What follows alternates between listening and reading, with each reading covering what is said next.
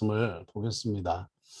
자, 오늘을 어제까지 이제 저희가 보았던 것은요. 이제 룻기의 서론 보았고요. 똑같은 이제 사사기 시대에 사무엘 선지자가 기록한 것으로 추정되는 이 사사기와 이 룻기, 하나는 굉장히 낭망되는 그런 어떻게 보면 절망되는 그런 것으로 사사기가 마무리되었는가 한편, 또 룻기를 통해서는 그 낭망되는 이스라엘의 상황 속에서 하나님께서 이스라엘을 위해서 희망, 소망을 준비하신다. 한 개인의 가정, 또 그 삶을 통해서 하나님께서 희망의 싹을, 씨앗을 움트도록 하시는 하나님의 그 은혜를 봅니다. 그래서 결국 이제 룻기의 마지막은 결과적으로는 그 다윗의 탄생 통해서 하나님께서 원하시는 그 아름다운 일이 이 이스라엘에 일어나게 되는 거죠. 그래서 온 사방이 절망적이고 낭망되는 소망이 없는 상황 속에서도 하나님은 희망을 주시기 위해서 열심히 일하시고 계신다 하는 것을 보는 것이 바로 이 룻기입니다. 그래서 결과적으로 우리가 이 룻기를 볼 때는 한 개인의 삶에서 또 초점 맞추기도 하지만 또 온 땅을 사랑하시는, 또 이스라엘을 구원하시기 원하시는 하나님, 그래서 온 땅을 사랑하시는 하나님, 어쩌면 오늘 우리 개인의 삶에 일하시는 그 하나님의 일은 지금은 내 개인의 삶에서의 그 일이지만 또 어떻게 보면은 온 땅을 향한 하나님의 일이 진행되는 그 과정이 된다라는 것을 우리는 알고 있습니다. 그래서 그 은혜 가운데서 룻기를 계속 보길 바라고요. 룻기 2장입니다. 이제 룻기 2장 보시면 이제 룻이 베들레헴에서 돌아오게 됩니다. 베들레헴에서 룻이 돌아오게 됩니다. 너무 가난한 상황에서 돌아오게 되죠. 그러면서 룻이 나를 이 앞절 그 1장에서는 나를 나오미 기쁨이라 부르지 마라. 나를 마라 곧 괴로움이라 불러라. 이렇게 얘기를 합니다. 자, 그러면서 이제 나오미의 남편 엘리멜렉의 친족 이 보아스가 이제 드디어 등장을 하는데요. 자, 룻기 2장 1절부터 7절까지 말씀에서는 룻이 어머니를 섬기기 위해서 이삭을 주우러 가는 장면이 나옵니다. 누구의 밭에서 이삭을 줍냐면 보아스라고 하는 사람의 밭에서 이삭을 줍습니다. 근데 거기 이제 3절 말씀 보면요. 여기 보면 우연이라고 하는 단어가 나옵니다. 우연이라고 하는 단어. 세상에 우연은 없죠. 모든 것이 다 하나님의 손에 있습니다. 오늘 저와 여러분의 삶에 있는 크고 작은 많은 일들도 다 우연은 없다. 하나님의 큰 섭리 안에 있다 하는 것을 믿으시기 바랍니다. 자, 그러면서 보아스가 또 룻기 2장 4절에서는 마침, 때마침 이런 표현으로 나옵니다. 영어 성경에서도 또 히브리 원어에서도 이 마침이라고 때마침이라는 표현이 나옵니다. 우연히 룻이 그 밭에 딱 왔는데 또 때마침 보아즈가 나타난다. 정말 뭐 영화같이 일부러 작가가 시나리오를 쓴 것처럼 보이는 그런 장면인데 결국 우리 인생의 시나리오의 작가는 하나님이시다 하는 것입니다. 보아스가 베들레헴으로부터 와서 베는 자들에게 여호와께서 너희와 함께 하시기 원하노라 이렇게 이제 얘기하고 보아스의 눈에 이 소녀 룻이 들어오게 됩니다. 사람들이 말하죠. 모압에서 나오미와 함께 모압 지방에서 온 모압 소녀다. 그래서 뵙는 자를 따라서 단 사이에서 이삭을 죽게 하였다. 7절 마지막입니다. 아침부터 와서는 잠시 집에서 쉰 외에 지금까지 계속하는 중입니다. 룻이 얼마나 성실하고 또 열심히 살아가는지에 대해서 이 하인들이 보아스에게 보고를 합니다. 자, 8절부터는 이 보아스에게 이 룻이 베푸는 그런 그 은혜가 무엇인지에 대해서 이렇게 이제 나오게 되는데요. 결과적으로 이 보아스가 이제 룻을 만나서 야, 룻, 너가 했던 그 귀한 일들을 내가 다 봤다 이렇게 얘기를 합니다. 자, 그런데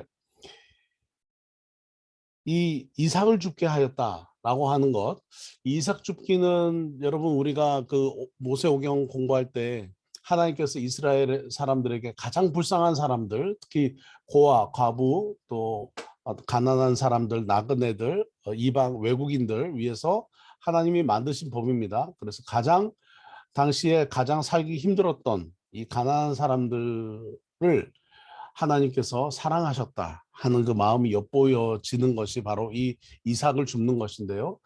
이 이삭 줍는 것은 뭐냐면 이제 추수하고 추수꾼들이 앞을 확 지나가면 뒤에 떨어져 있는 그 이삭은 이렇게 가난한 사람들이 가서 주워갈 수 있습니다. 누구든지 자기가 나눠 가질 만큼 들고 갈 수 있을 만큼 어, 주워갈 수 있다. 그래서 이것은 그냥 공짜로 주는 것이 아니라 자기가 땀을 흘려서 수고해야 되는 것이기 때문에 하나도 부끄러울 것이 없습니다. 떨어져 있는 것을 주워가는 것. 그래서 추수꾼들이 이렇게 그 뭐랄까요, 그 자비가 넘치는 그런 그 밭의 주인들은 일부러 그 직원들에게 좀 많이 떨어뜨려서 가난한 사람들이 많이 가져갈 수 있도록 그냥 인색하게 하지 말고 또 뭐 주스러 왔다라고 해서 막 구박하지 말고 그렇게 해라라고 이삭 줍기를 할 수 있도록 해라라고 레위기 말씀 또 신명기 말씀에서 이야기하셨던 것을 우리가 여러분 기억하실 것입니다. 레위기 19장에서 또 이 말씀들을 또 하셨습니다. 그래서 레위기 19장 또 신명기 24장에서 이 이삭 줍기에 대한 말씀을 하셨습니다. 고아와 가부와 또 나그네와 가난한 사람들을 위해서 주라 이렇게 얘기하셨던 거죠.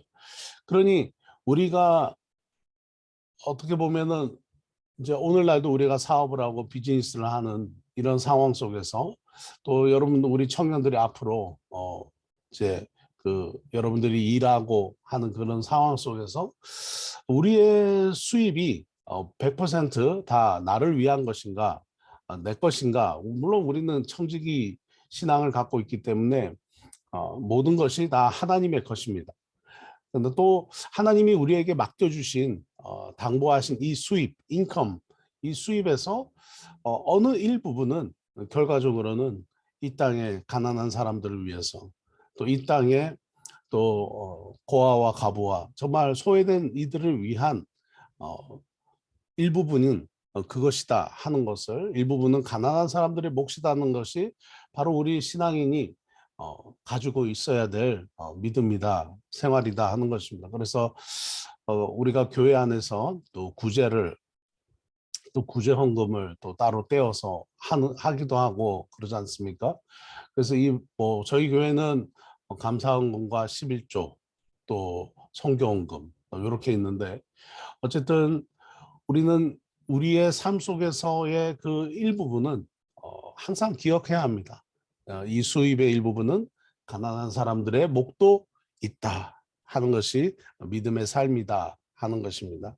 자, 룻이 이제 보아즈를 만나가지고 이제 보아즈가 너 이삭을 주스러 다닐 때 그렇게 뭘 얼마든지 주실 수 있도록 내가 얘기하겠다 이렇게 얘기를 합니다.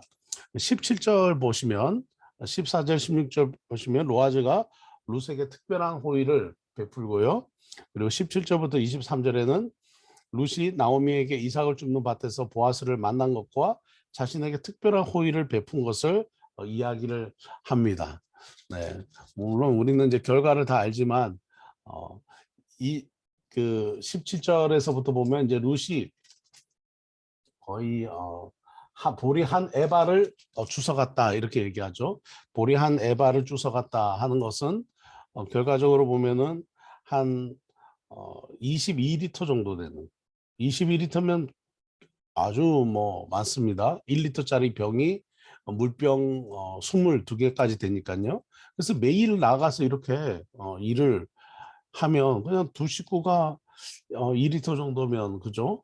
그냥 얼마든지 한 열흘 정도 먹을 수 있는 양 정도 되었을 거라고 생각합니다. 그래서 그렇게 많은 양을 가지고 이제 이 시어머니에게 갑니다. 그리고 시어머니에게 가서 루시 했던 일은 또 쉬지 않고 주워온 곡식을 시어머니께 드리고 배불리 먹고 또 드실 수 있도록 또 곡식을 볶아서도 그렇게 시어머니에게 그 봉양을 하는 이 룻의 아름다운 모습을 봅니다.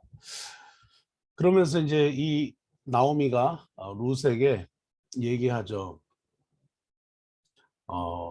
20절입니다. 같이 한번 읽겠습니다. 20절 시작. 나오미가 자기 며느리에게 이르되 그가 여호와로부터 복받기를 원하노라. 그가 살아있는 자와 죽은 자에게 은혜 베풀기를 그치지 아니한도다 하고 나오미가 또 그에게 이르되 그 사람은 우리와 가까우니 우리 기업을 물을 자 중에 하나이니라. 자, 이 기업을 물을 자라는 얘기를 하기 시작합니다. 기업을 물을 자. 자, 이것을 어떻게 표현할 수 있냐면 고헬 제도라고 얘기할 수 있는데요. 우리 뭐 많이 보셨지 않습니까? 예를 들어서 형이 결혼을 합니다. 그런데 형이 일찍 죽어요. 그러면 남동생이 그 형수와 결혼을 합니다. 만약에 남동생이 결혼을 했다. 그러면은 세 번째 동생이 이 첫 번째 형수와 결혼을 합니다. 그냥 언제든지 그렇게 결혼하는 게 아니라 후사가 없을 때 형을 통해서 이 집안에 아들이 없을 때는 그 집안의 대가 끊이지 않도록 그렇게 결혼을 했다 하는 것이죠. 저번에 우리가 사사기 말씀 우리가 공부할 때도 또 여호수아서 말씀 공부할 때도 또그 사사기 말씀에서 그 마지막에 그 베냐민 지파가 끊이지 않도록 어떤 그 어, 대를 이을 수 있도록 그죠? 그 아말렉 족속의 그 여인들 또 데리고 와서 기브온의 족속의 여인들 또 춤추는 여인들을 실로에 가서 또 데리고 와서 또 이렇게 혼인할 수 있도록 했던 것처럼 계속해서 이스라엘 백성들 안에서는 이 대를 이어가는 이 일이 중요했다 하는 것을 우리가 보게 됩니다. 자, 2장에서는 왜 하나님께서 이삭을 계속 주워가도록 그렇게 이삭 줍기를 허락하셨을까? 그것은 하나님의 자비하심이다 하는 것입니다. 자, 이제 3장으로 넘어가겠습니다. 3장으로 넘어가면서 이제 룻이 보아스에게 기업 물을 자가 되어 주십시오라고 요청을 합니다. 자, 3장에서는 보면 좀 기가 막힌 일이 좀 나오는데요. 자, 3장 1절에서 5절 보면 나오미가 룻을 보아스와 연결시켜 주려고 애썼습니다. 자, 3장 1절입니다. 제가 읽겠습니다. 룻의 시어머니가 나오미가 그에게 이르되 내 딸아 내가 너를 위하여 안식할 곳을 구하여 너를 복되게 하여야 하지 않겠느냐. 2절입니다. 네가 함께하던 하녀들은 둔 보아즈는 우리의 친족이 아니냐. 보라 그가 오늘 밤에 타작마당에서 보리를 까불리라. 3절입니다. 그런즉 너는 모욕하고 기름을 바르고 의복을 입고 타작마당에 내려가서 그 사람이 먹고 마시기를 다 하기까지는 그에게 보이지 말고 4절입니다. 그가 누울 때 너는 그가 눕는 곳을 알았다가 들어가서 그의 발치 이불을 들고 거기 누우라. 그가 네 할 일을 네게 알게 하리라. 자, 이렇게 얘기합니다. 자, 이것을 이제 시어머니가 룻에게 지시하는 거죠. 보아스가 일하고 타작마당에서 있을 때 이제 그가 피곤하지 않겠냐? 그러니까 이제 그가 먹고 마시고 만족한 마음으로 이제 잠을 자고 있으면 발치 이불을 들고 그에게 가가지고 그의 발끝에서 조용히 누워 있어라 이런 거죠. 그러니까 한마디로 밤 장소 안에 보아즈가 자고 있는데 거기 몰래 들어가서 발밑에 누웠으라 이렇게 얘기하는 거죠. 이제 그렇게 되면서 이제 보아스가 결국은 자다가 깜짝 놀라서 일어납니다. 네, 8절입니다. 밤중에 그가 놀라 몸을 일으켜 본즉 한 여인이 보아즈의 발치에 어, 누웠더라. 누워 있는지라 이렇게 얘기합니다. 드디어 보아즈와 룻이 어, 단둘이 만나게 됩니다. 그러면서 룻이 얘기를 하죠. 당신의 옷자루를 펴서 당신의 여종을 덮으소서. 그러니까 저를 품어달라라고 룻이 얘기를 합니다. 그러면서 그 나오미 집안, 이 엘리멜렉 집안의 대가 끊이지 않도록 해달라라고 얘기합니다. 참 보아즈 완벽한 남자죠. 네, 엄청난 부자입니다. 그리고 아주 성품이 자비롭고 인애로운 그런 사람이 되고 그리고 거기다가 또 싱글입니다. 네, 싱글입니다. 그러니 부자인데다가 싱글인데다가 또 성품이 좋은데다가 얼마나 인기가 좋았겠습니까?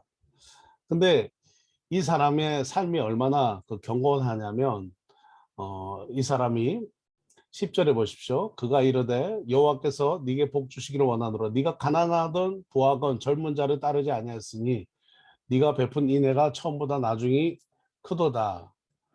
11절에 이제 내 따라 두려워하지 말라. 내가 네 말대로 네게 다 행하리라. 네가 현숙한 여자인 줄을 나의 성읍 백성이 다 아는지라. 이렇게 얘기하면서 어, 보아즈가 룻에게 가만히 아침까지 있으라. 가만히 누워 있어라. 이렇게 얘기합니다. 그러니까 해가 뜰 때까지 좀 이제 해가 떠서 일찍 나갈 수 있을 때까지 보아즈가 그녀를 보호해 줍니다. 자, 14절, 18절은 보아즈가 보아스의 말을 듣고 나오미와 룻이 하나님께서 어떻게 일하시는지를 기다리는 내용이 나옵니다. 자, 14절 룻이 새벽까지 그의 발치에 누워 있다가 아직 컴컴하고 어두울 때에 이제 나갑니다. 그래서 15절에 보면 볼이 6번 되어서 룻에게 지워주고 그리고 그 성읍에서 나가는 그 보아즈에게서 이제 집으로 돌아가는 그런 장면이 나옵니다. 어떻게 보면 이 모습을 보면 보아즈가 굉장히 룻에게 화도 낼 수 있고 또 보아즈가 룻에게 성을 높일 수도 있는데 보아즈가 그녀가 왜 이렇게 하는지 알았다 하는 거죠. 그녀의 평소의 삶이 알았다 하는 거죠. 그녀의 평소의 삶이 성숙하고 또 신실하고 현숙하고 또 최선을 다해서 살아갔던 그 삶이었기 때문에 결과적으로 보아스는 룻에게 신뢰가 있었다 하는 것입니다. 자, 이 14절에서 18절까지 쭉 보면서요. 자, 이제 룻이 집으로 돌아갑니다. 시어머니에게 갑니다. 16절입니다. 룻이 시어머니에게 가니 그가 이르되 내 딸아 어떻게 되었느냐 하니 룻이 그 사람에게 자기가 행한 것을 다 알리고 이렇게 얘기하죠. 그래서 흔한 모습이죠. 시어머니들이 이렇게 며느리한테 어떻게 됐어? 오늘 어떻게 됐는지 보고해 이렇게 된 거죠. 왜냐면 며느리가 다 이제 시시콜콜 다 보고를 합니다. 그러자 이제 18절입니다. 나오미의 귀한 믿음의 모습입니다. 18절. 이에 시어머니가 이르되 내 딸아 이 사건이 어떻게 될지 알기까지 앉아 있으라. 그 사람이 오늘 이 일을 성취하기 전에는 쉬지 아니하리라. 자, 이 사건이 어떻게 될지 알기까지 앉아 있으라 하는 거죠. 룻이 보아스에게 청혼을 하다니 정말 대단한 용기입니다. 룻은 모압에서 온 이방 여인입니다. 남편이 죽고 홀로 남은 과부입니다. 상대는 누구냐? 보아즈는 베들레헴에서 대단한 남자, 유력한 자입니다. 조금 지금은 우리가 국제 결혼이 가능하지만 이 당시만 해도 이스라엘 백성이 이방 여인하고 결혼한다. 있을 수가 없는 일이죠. 정말 있을 수가 없는 일입니다. 심각한 얘기는 하나님의 율법을 어기는 것이고 이스라엘 총회에 들어오지 못하는 일입니다. 누가 봐도 일어날 수 없는 불가능해 보이는 일입니다. 오히려 룻이 그냥 발가벗겨져 가지고 돌에 맞아 죽어도 될 수 있는 그런 상황입니다. 그런 상황에서도 모압 여인 이 룻이 보아스에게 간절히 청혼한다 하는 거죠. 보아스에게 룻이 청혼하는 것, 이것은 바로 어떤 상황 때문에 이랬을까? 그것은 바로 이 불가능해 보이는 일이지만 그 일을 통해서 하나님이 일하시고 계시기 때문이다 하는 거죠. 어쩌면 룻에게 이런 담대한 마음, 또 룻에게 이런 강한 마음을 주신 것도 하나님이시다 하는 거죠. 불가능해 보이는 일을 하고 싶다. 불가능해 보이지만 시작해보고 싶다. 불가능해 보이는 제안이다. 그것은 곧 하나님의 일이기 때문입니다. 내가 내 생각대로 내 뜻대로 하는 일이라면 당연히 그것은 나의 일이겠죠. 그러나 불가능해 보이는 일, 그 일이 내게 주어지고 그 일을 내가 이제 해야 하는 그 상황, 그것은 바로 사람의 일이 아니거나 그 일이 하나님의 일이기 때문입니다. 우리의 인생 속에서도 그렇죠.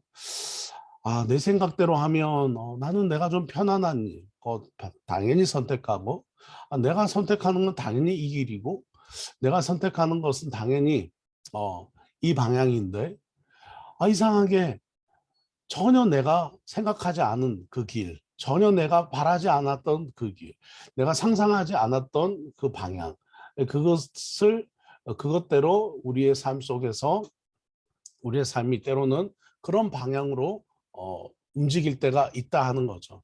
왜냐하면 그것은 하나님이 우리에게 하시는 일이기 때문입니다. 아마도 여기 필리핀에 우리 모든 성도님들이 살아가시는 것도 마찬가지죠. 우리 생각으로 하면 당연히 한국에 살아야 되고 우리 생각으로 하면 당연히 여기 있지 않을 것 같은데 아마도 이 일이 여기에서 우리가 이렇게 만나게 되는 것 아마 이 일은 하나님이 시작하신 일이기 때문이다 하는 것입니다. 불가능해 보이는 일이 룻에게 제한돼 있지만 제한되었습니다. 그리고 룻은 그 일에 순종합니다. 놀라운 일이죠. 자, 마지막 장입니다. 4절 보겠습니다. 보아스가 룻을 통해서 기업을 되찾습니다. 이제 보아스가 룻과 결혼하려고 준비를 합니다. 10명의 장로들을 초청을 합니다. 그리고 이 상황을 쭉 얘기를 합니다. 그런데 여기 문제가 하나 있었습니다. 순서대로 하니까 보아즈가 기업을 물을 자가 아니라 보아즈 앞에 순번이 하나 빠른 사람이 한 사람 있는 거예요. 먼저 권한이 먼저 있는 사람이 하나 있는 거예요. 항상 일은 그렇죠. 순탄하게 될 것 같은데 항상 그 앞에 장애물이 하나 있어요. 장애물이 하나 있습니다. 근데 보아즈도 참 믿음의 삶이에요. 그것은 뭐냐면 만약 내 앞에 순번에 있는 사람이 기업을 부르겠다 하면 당연히 순서 순리대로 룻은 그와 함께 결혼할 것이다. 그러나 내 앞에 순번에 있는 사람이 싫다라고 거절하면 내가 룻과 결혼하겠다라고 이 보아즈가 장로들에게 이야기를 합니다. 대단하고 멋진 사람입니다. 욕심이 없어요. 뭐 소망하는 게 있지만 그것이 순리대로 맞지 않으면 하나님이 원치 않으면 나는 내려놓겠다. 그것을 뭐 억지로 뭐 꾀를 써서 뭐 그냥 뒤에서 조종해서 그걸 하겠다. 그런 것도 아닙니다. 그래서 결국 이제 첫 번째 책임 있는 사람에게 이야기합니다. 어떻게 하겠습니까? 했더니 그 기업물을 책임 있는 사람이 얘기를 합니다. 6절이죠. 나는 그 기업물을 짜가 이르되 나는 내 기업에 손해가 있을까요? 나를 위하여 물으지 못하노니 내가 물을 것을 네가 물으라. 나는 물으지 못하겠노라. 나는 싫다. 이렇게 얘기합니다. 왜 싫다 했는지는 모르겠지만 어쨌든 여기 보면 손해가 있을 것 같다. 그래서 싫다 합니다. 다른 사람도 손해볼 것 같아서 싫다 하는 것을 보아즈가 기업물을 자가 됩니다. 놀랍습니다. 그죠? 그러면서 이제 여기 좀 재미있는 표현이 있는데요. 7절입니다. 옛적 이스라엘 중에는 모든 것을 무르거나 교환하는 일을 확정하기 위해서 사람이 신발을 벗어서 그의 이웃에게 신발을 주면 그것이 약속하는 그런 그 확정하는 계약서와 같은 것이었다 하는 거죠. 그래서 한쪽 사람이 다른 한쪽에게 자기의 신발을 줘서 이렇게 서로 교환하는 것으로 계약이 성립되는 그런 일이 있었습니다. 네, 그래서 그렇게 기업물을 자의 책임이 있는 그 사람이 신발을 벗어가지고 보아스에게 주었습니다. 이제 내가 감당해야 될 책임을 보아스에게 넘겨준 것이죠. 그러면서 형이 자식이 없어 죽었을 때 그 형수와 결혼해서 형의 후손을 이어가는 이 고헬 제도가 고헬 제도를 실행하게 됩니다. 결국 그렇게 하고 이제 이 일이 진행이 되는 것이죠. 재밌습니다. 그죠? 결국은 13절 보십시오. 보아스가 룻을 맞이하여 아내로 삼고 그에게 들어갔더니 여호와께서 그에게 임신하게 하심으로 그가 아들을 낳은지라. 자, 14절 보십시오. 이제 나오미가 신이 났습니다. 14절 보시면 여인들이 나오미에게 이르되 찬송할지어다. 여호와께서 오늘 네게 기업 물을 자가 없게 하지 아니하셨도다. 이 아이의 이름이 이스라엘 중에 유명하게 되기를 원하노라. 자, 이 놀라운 일이 일어났습니다. 15절 16절 이는 네 생명의 회복자이며 네 노년의 복량자라. 곧 너를 사랑하며 일곱 아들보다 귀한 네 며느리가 낳은 자로다 하니라. 나오미가 아기를 받아 품에 품고 그의 양육자가 되니. 17절입니다. 그의 이웃 여인들이 그에게 이름을 지어 주되 나오미에게 아들이 태어났다 하여 그의 이름을 오벳이라 하였는데 그는 다윗의 아버지인 이새의 아버지였더라. 네, 다윗의 할아버지가 태어납니다. 네. 결과적으로 룻기는 이제 족보 이야기로 마치게 됩니다. 룻기 18절부터 족보 이야기가 족보가 나오고 21절 보십시오. 살몬은 보아스를 낳고 보아스는 오벳을 낳고 오벳은 이새를 낳고 이새는 다윗을 낳았더라. 자, 결국 이 다윗의 탄생, 다윗의 탄생에서 이 놀라운 이야기가 나옵니다. 여러분 이새가 다윗을 쳐다들러 낳은 건 아니잖아요. 다윗의 형들이 있었지 않습니까? 그죠? 그런데 룻기의 족보에서는 이새가 다윗을 낳은 것으로 이렇게 큰아들의 이름이 나오지 않고 다윗의 이름이 나옵니다. 결과적으로 이 그 룻기를 쓴 사무엘의 이 방향 그리고 이 룻기를 읽고 있는 이스라엘 그 당시 이스라엘 사람들의 그 마음을 우리가 엿볼 수가 있습니다. 결과적으로 인간 왕 최초의 인간 왕 사울을 세웠지만 그러나 그 인간 왕 사울은 어떻습니까? 끝까지 암흑과 같은 그 사사 시대가 지나고 사울이 왕이 되었고 사울 인간 왕이 잠깐 반짝 이스라엘의 그 소망이 되는 듯하지만 사울이 다시 무당을 찾고 그 하나님 앞에서 범죄하는 하나님의 말씀에 불순종하는 이런 모습들을 통하면서 결과적으로 그 이스라엘에 다시 암흑 시대가 다시 오게 된 것이죠. 애타게 기다리던 그 왕이 사울 왕이 왔는데 정말 안타까운 그런 일들이 계속해서 이스라엘에 일어나는 거죠. 정말 왕 같지 않은 왕 때문에 이제 이스라엘 백성들이 신물이 난 거예요. 왜 이스라엘은 왕 같지 않은 왕이 이렇게 있나? 정말 왕으로 인정할 수 없는 왕이 있다. 사울을 보면서 정말 답답해하는 그때에 이 새로운 왕 바로 다윗이 등장한다는 것을 말하고 싶은 것이 룻기입니다. 자, 룻기의 마지막 이 다윗은 왜 이런가? 왜 우리는 소망이 없나? 왜 우리는 희망이 없나? 그러나 하나님께서 다윗을 준비시키신 거죠. 걱정하지 마라. 희망이 있다. 희망이 곧 오게 된다 하는 것을 이스라엘 백성들에게 이야기하고 싶었던 것입니다. 우리의 삶은 어떻습니까? 우리의 삶에도 희망이 없고 소망이 없는 이 팬데믹, 코로나 팬데믹. 이 코로나 팬데믹 때문에 비즈니스도 학생들의 학업도 또 각 나라도 전쟁의 그 세상의 전쟁의 소리도 들리고 정말 소망이 없는 그리고 수많은 사람들이 죽음을 당한 이 코로나 팬데믹에 또 전쟁을 통해서 수많은 사람들이 죽고 있는 이런 상황, 물가가 오른다, 살기는 더 어렵다 하고 있는 이 소망 없는 시대, 하나님은 쉬고 계시지 않다. 하나님은 주무시지 않는다. 소망을 예비하시고 계신다 하는 것이 룻기가 우리에게 주는 말씀입니다. 자, 오늘 여기까지 하겠습니다.